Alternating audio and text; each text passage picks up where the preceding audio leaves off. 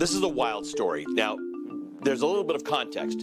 Israel is always a politically complicated place. But when they have an election, these elections are typically close. Nobody ever wins in Israel by a landslide. And because it's a parliamentary system, the person who gets the most seats has to try and form a coalition so that they've got the majority of the seats in parliament. That was expected to be Benjamin Netanyahu. So he has this deadline by which he's got to gather enough people in order to form a government. The deadline comes, he hasn't formed a government.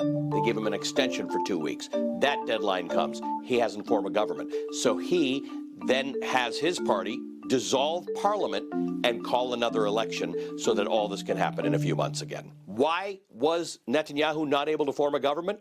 Because there is one party that has just 5 seats, and they wanted a particular rule. They wanted to say that the ultra-Orthodox are not exempt from military service in Israel. You know, Israel has a mandatory draft for all people of a certain age, men and women. You get exempt from that if you're ultra-Orthodox. A lot of Israelis, because they're in a constant state of war, are frustrated by that, and they wanted legislation to say everybody's got to serve in the military. If Netanyahu went along with that, he would have lost the ultra-right party that was forming his coalition. So he said, I'm not going along with that.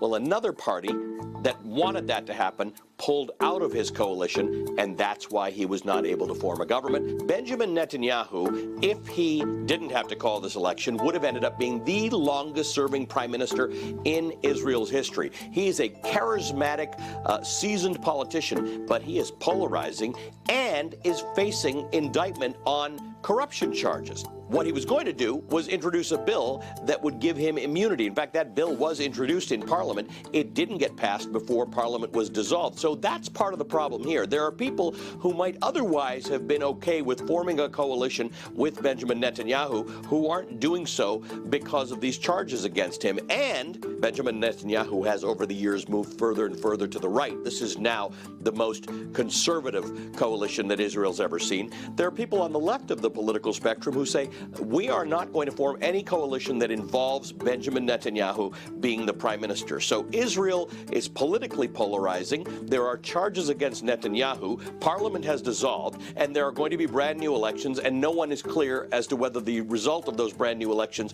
are going to be any different than the last ones. There's another element to all of this, and that is the Palestinians who live in Israel or in the West Bank or in Gaza, and a peace deal that would either see a two-state solution or find some resolution to this ongoing problem between these two peoples. There was some thought that there's a peace deal coming from Jared Kushner that in theory, Benjamin Netanyahu might be supportive of, but there are a lot of people who say Benjamin Netanyahu wasn't really doing anything to achieve a peace deal anyway. In fact, he's talked about annexing the settlements in the West Bank that a lot of Palestinians say are at the root of the problem. There's an international law that says when you occupy a country, even if you had a really good reason for occupying it, which the Israelis say they did, you can't actually settle it with your own people, and that's what's been happening. So it's not clear whether this development in Israel is better or worse for a peace deal. What it means is that that peace deal is not going to happen anytime soon. It's going to be delayed until at least after the next Israeli election. Hey, NBC News viewers, thanks for checking out our YouTube channel. Subscribe by clicking on that button down here, and click on any of the videos over here to watch the latest interviews, show highlights, and digital exclusives. Thanks for watching.